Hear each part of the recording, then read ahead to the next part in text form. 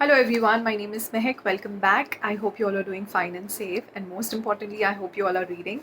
Talking about a book that I finished last week. It's called Bookish and the Beast. It was a fun fiction read, and yes, you're right. It has taken the cue from the famous Beauty and the Beast. It's one of my favorite fairy tales. Just before I start talking about the book, just look at the cover. It's a beautiful cover. It's got this holograph thing. It's got a dog, library, and it says behind a tale as old as time made new. So, yes, obviously, the author has given a modern twist to the old tale. It's a beautiful hardcover as well.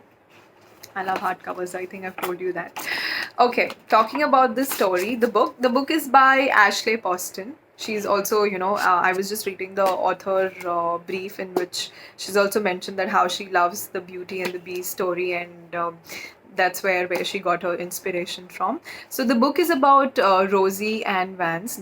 These are the two characters. Rosie being our beauty, or here being the bookish character. She stays in a small town in USA with her father and her best friends. Her mother recently died, and her whole family was into books. Like, she's a voracious reader. Her father works in a library. Her mother had a huge library of her own, but after she died, in order to pay the medical bills, they had to sell off the books. And yeah, it's a quaint little, one of those picturesque town that you read about. It's that kind of a town. And currently she's still not overcome the grief of her mother passing, and she's also applying to one of the universities in New York, and struggling with her essay.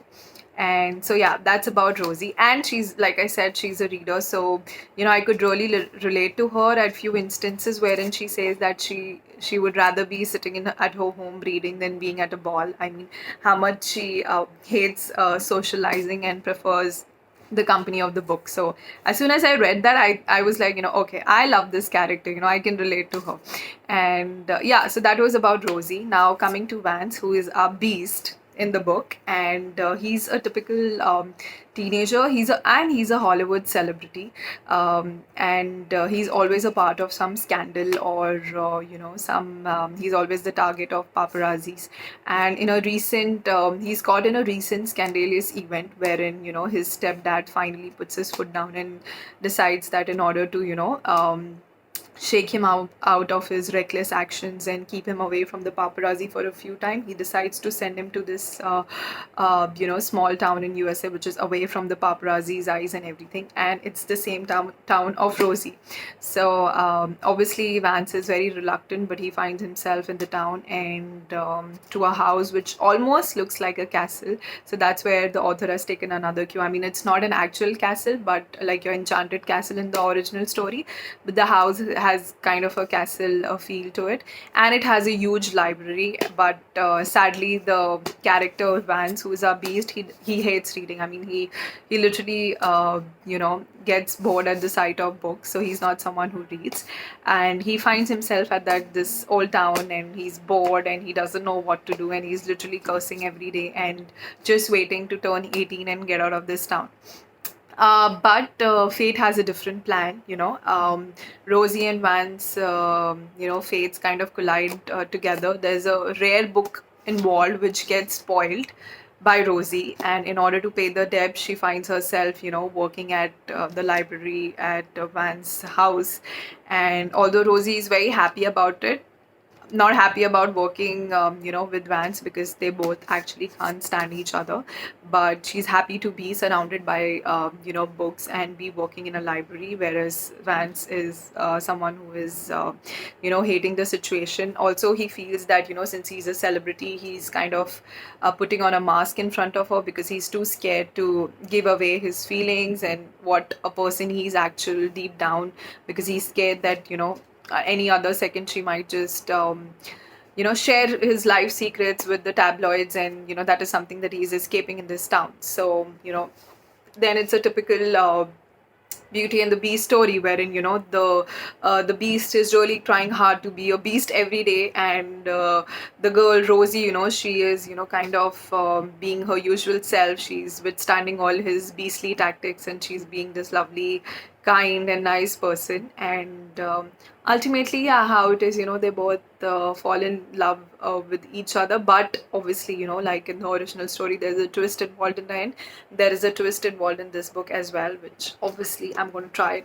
No, I'm actually going to not tell you about it. So yeah, this is what the story is all about. How in the end they both find their way to each other, and kind of share what, remove their mask. Vance removes his mask, and he shares with her what a person he is actually. And so does Rosie. And yeah, that's what the book is all about.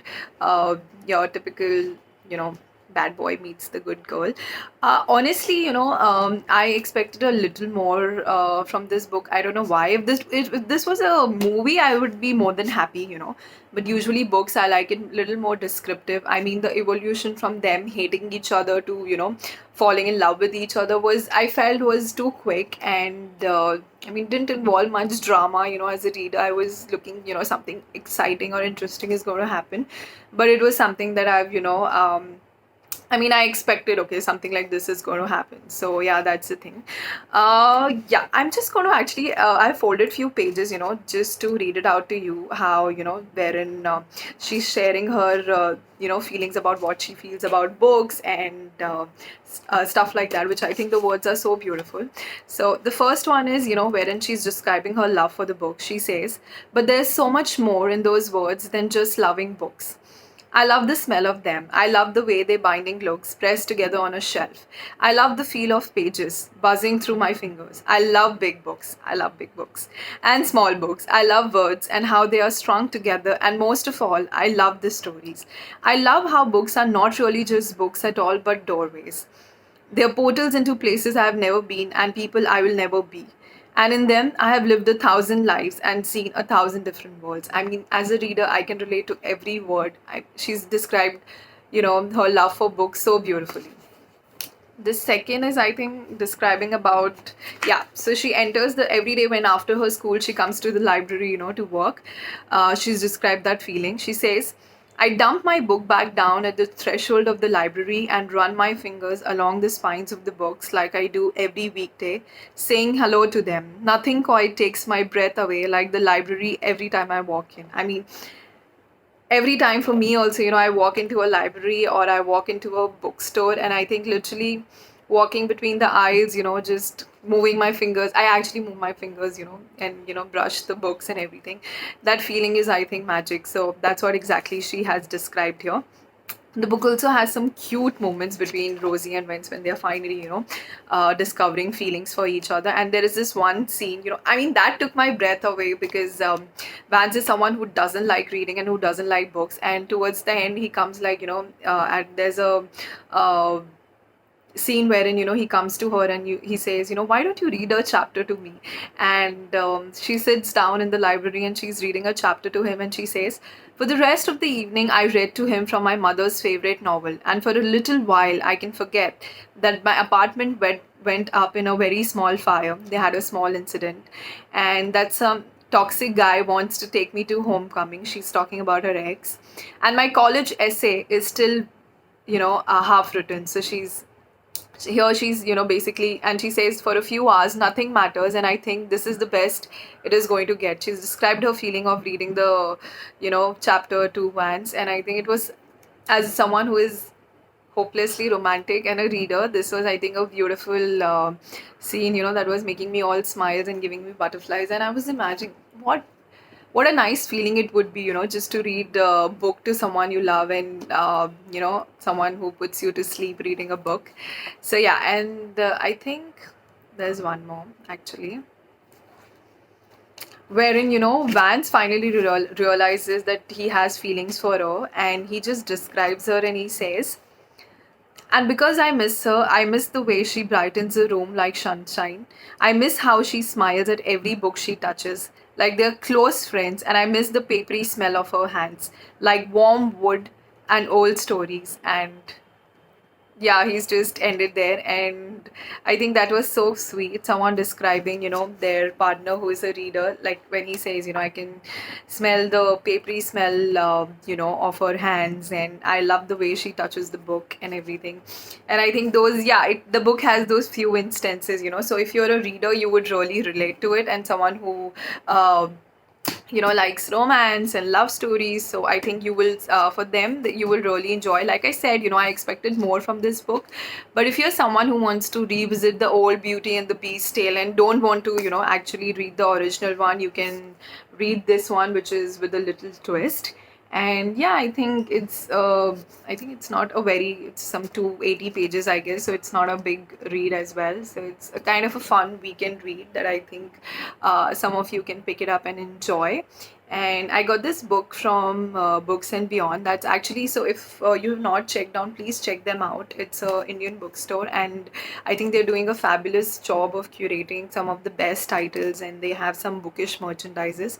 So yeah, please do check them out. And let me know if you happen to pick this book up, and if there's any other interesting book that you're reading. And take care, keep reading. Thank you. Bye bye.